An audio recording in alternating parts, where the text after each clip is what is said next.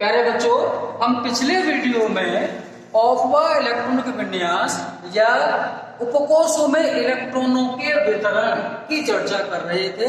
उसमें हम आगे पॉइंट नंबर 4 इलेक्ट्रॉन भरने का क्रम हम डिस्कस करेंगे इस वीडियो में। इलेक्ट्रॉन भरने का क्रम कौन सा होता है? ऑफवा नियम द्वारा निर्धारित होता है। ऑफवा नियम क्या है बच्चों? ये ऑफवा किसी साइंटिस्ट का नाम नहीं है, बल्कि ये विदेशी भाषा का शब्द है जिसका अर्थ होता है क्रमिक रचना। इसका मतलब है ऑफवा नियम क्या है? क्रमिक रचना नियम। ये नियम क्या है?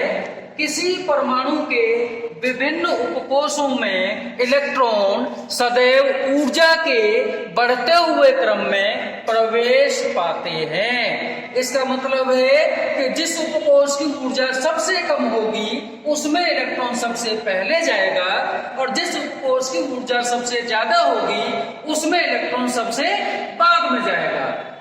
अब प्यारे बच्चों, आपको तो पता नहीं है कि किस उपकोष की ऊर्जा ज्यादा है और किसकी कम। उस ऊर्जा के क्रम को निर्धारित करने के लिए ये एक डायग्राम मैंने आपके सामने रखा है। इस डायग्राम में हम उपकोषों को लिख लेते हैं सीरियल से। पहला कोष है, कौन सा उपकोष होगा? 1s। दूसरे में 2s और 2p। तीसरे में 3s, 3p और 3d। चौथे कोष में 4s, 4p, 4d और 4f। पांचवें में 5s, 5p, 5d और 5f। छठे से घटाना शुरू करते हैं आप। 6s, 6p, 6d, 7s, 7p और 8s। ये ऐसा नहीं है कि मैंने ये जानबूझ के या आपको कुछ अंधेरे में रख करके घटाने शुरू किए हैं। मैंने 6d के बाद 6f इसलिए नहीं लिया क्योंकि इलेक्ट्रॉन भरते समय हमें उसकी आवश्यकता नहीं पड़ेगी, इसलिए जिनकी जरूरत नहीं पड़ेगी वो मैंने हटा दिए हैं। यहाँ से 6f हटा दिया, या 7 में d और f दोनों हटा दिए। 8 में मैंने p, d, f तीनों नहीं लिए क्योंकि इनकी जरूरत नहीं पड़नी है।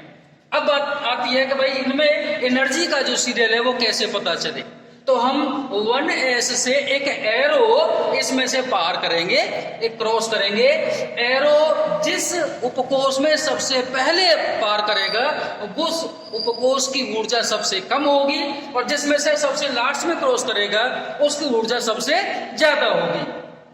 इस हिसाब से सबसे पहले किस में क्रॉस किया? 1s में। फिर उसके बाद वापस लौट जाएंगे, फिर कौन से में? 2s में। फिर 2p में, 2p के बाद 3s, फिर 3p, 3p के बाद 4s, 4s के बाद कौन सा आ गया? 3d, 3d के बाद 4p, फिर 5s, 5s के बाद 4d, फिर 5p, 6s, 6s के बाद 4f, 5d, 6p, 7s और ये 5f, 6d, 7p, 8s। अगर आप यहाँ 6f लिखते तो उसमें ये एरो 8s के बाद जाता। 8s तक के सीरियल में हमारे 120 इलेक्ट्रॉन भर जाते हैं, जबकि हमारे पास परमाणु क्रमांक आज तक केवल 118 ही है, इसलिए हमारे लिए इतना सीरियल पर्याप्त है।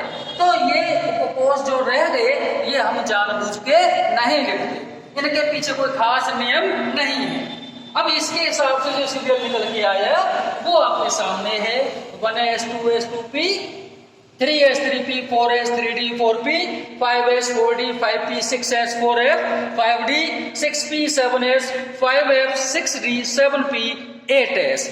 यही इलेक्ट्रॉन भरने का सेम टू सेम सीरियल है। अब इसमें आपको करना क्या है?